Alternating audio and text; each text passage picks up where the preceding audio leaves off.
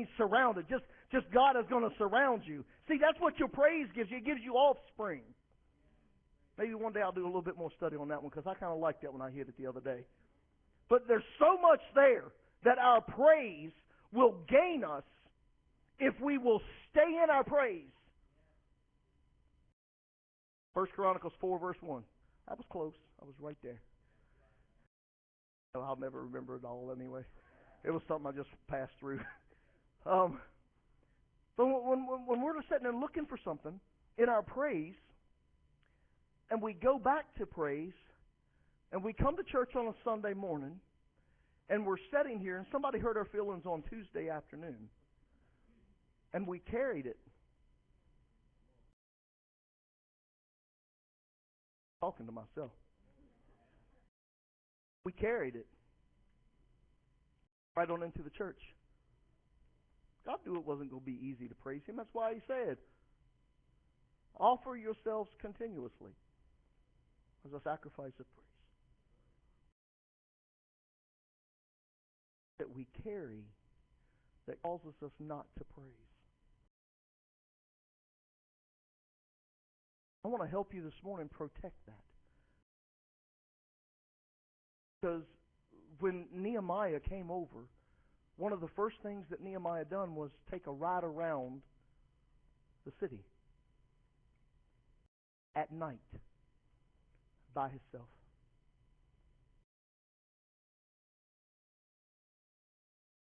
Survey.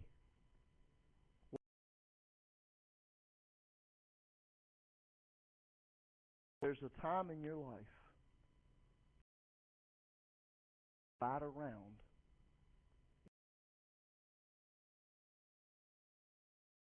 everybody else is around.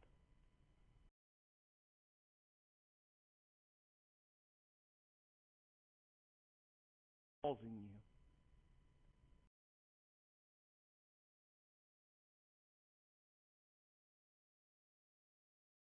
It's not coming in putting show.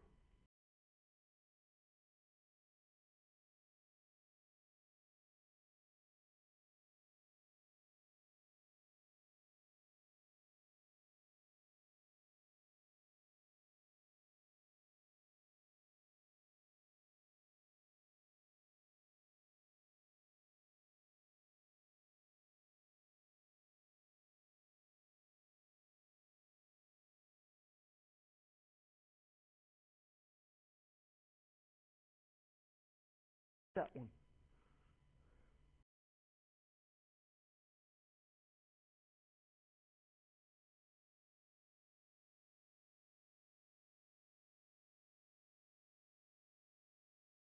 What you'll find is you begin rebuilding walls in your own life.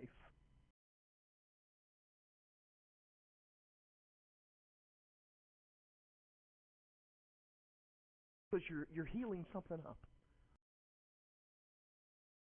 I'm not telling you to get superficial and go, yeah, that never happened to me and I'm all fine. Because as soon as somebody mentions it, man, you're back in the corner again. So you're not fine. I'm not saying that it just flat goes away. I'm saying that the Bible talks about forgetting. That is choosing not to dwell on.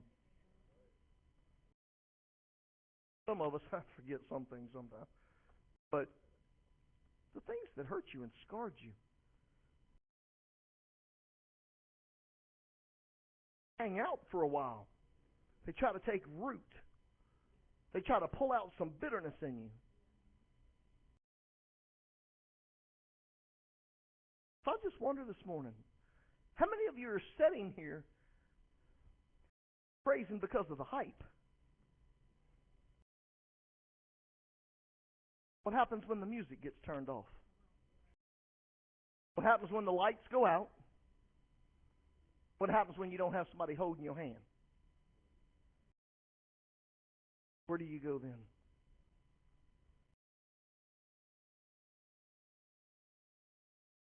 Find it? By yourself? David said, there's times I just got to encourage.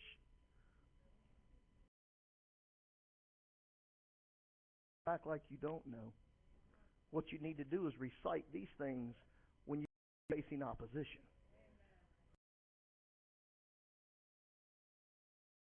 David done it when all of his boys laid down on him. They was going to battle, man. Charlie just said, I'm tired. I'm going to sit down and have a drink. I'm done for the day. You done wore me out. I'm done. David said, I love you. I mean it. But I'll bless the Lord at all times.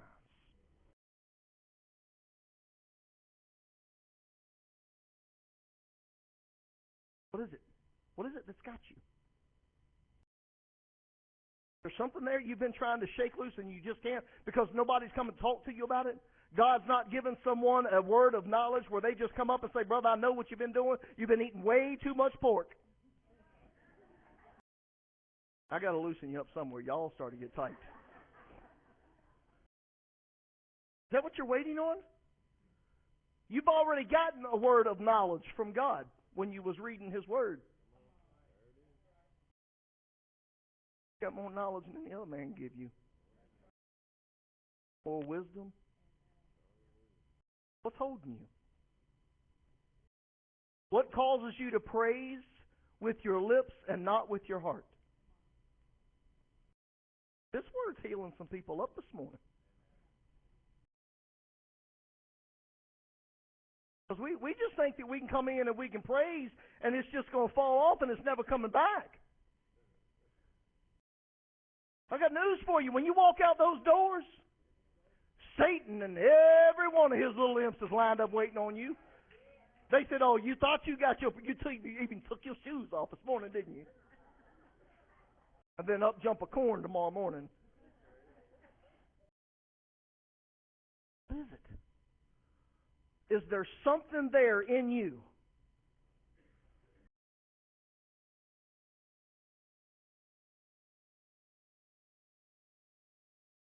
And this is good teaching stuff. Man, with what Bishop's been getting, this has been good teaching. Yeah, it stirred the enemy up. I know I was right in the face of him the first week. Tired of putting money out. I mean, people's getting smart with health stuff, job stuff, money stuff. Any old way he can steal your joy. Sorry, we spit back in his face, didn't we, baby? Yeah, we did.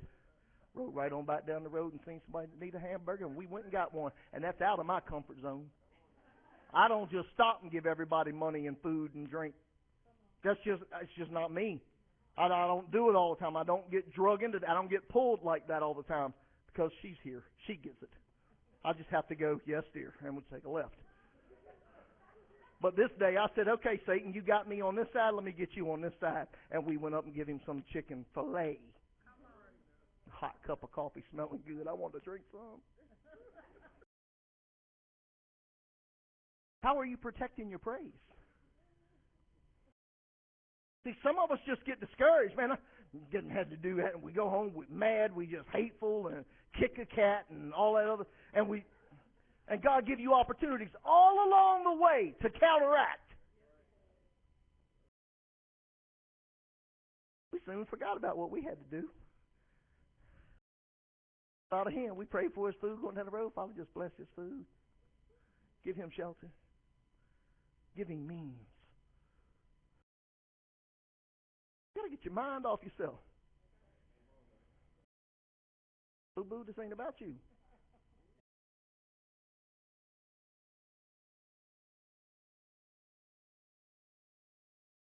But I'm wondering if you're there. You got an opening. God's letting you come out. Bondage that you're setting in.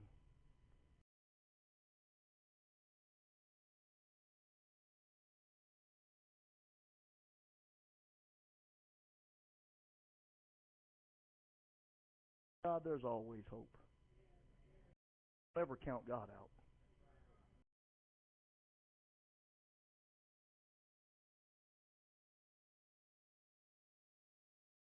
There's a glimmer of hope somewhere in your life. We're all challenged with something, so there's nobody sitting in this room that's exempt this morning. That's why I really like what God gave me this week. Because I said, God, we talking to everybody, even me. Because we all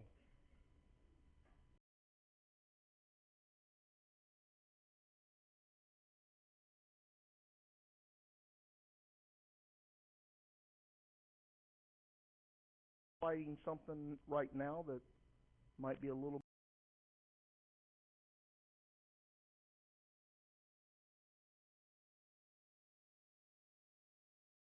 cold this morning.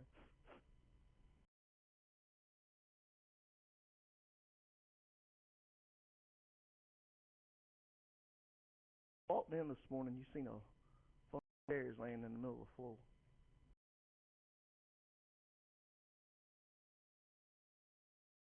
Get off my chair.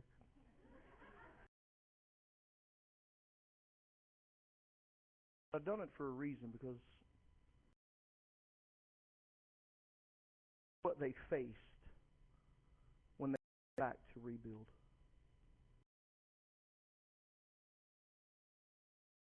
Been gone for 70 years.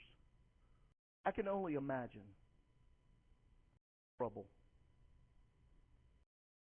that they were going to have to dig through so that they could begin.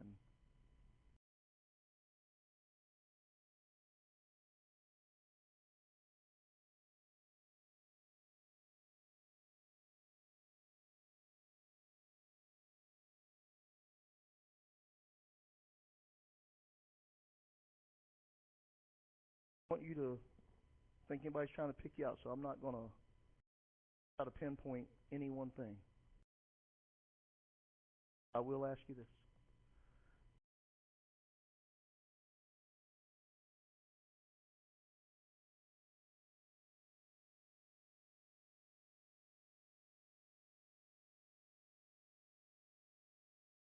Heart before God. Something that's causing you this morning.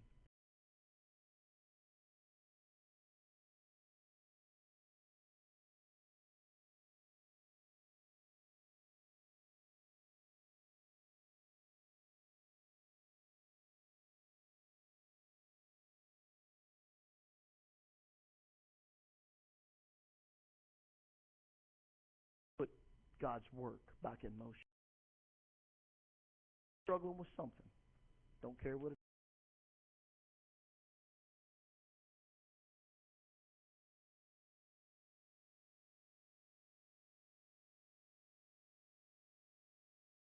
Come up and I want you to grab your building stone.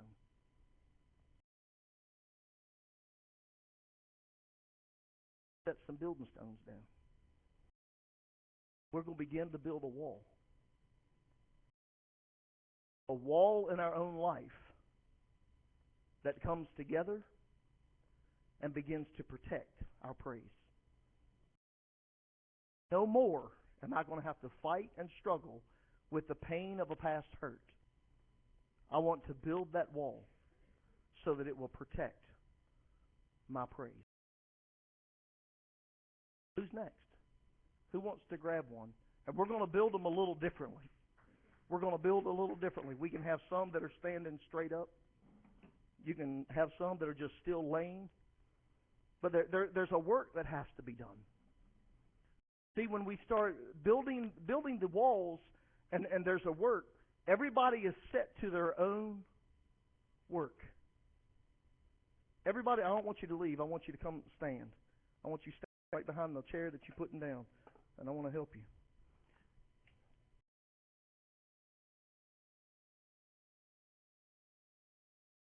Person, give me two more people to take my place while I try.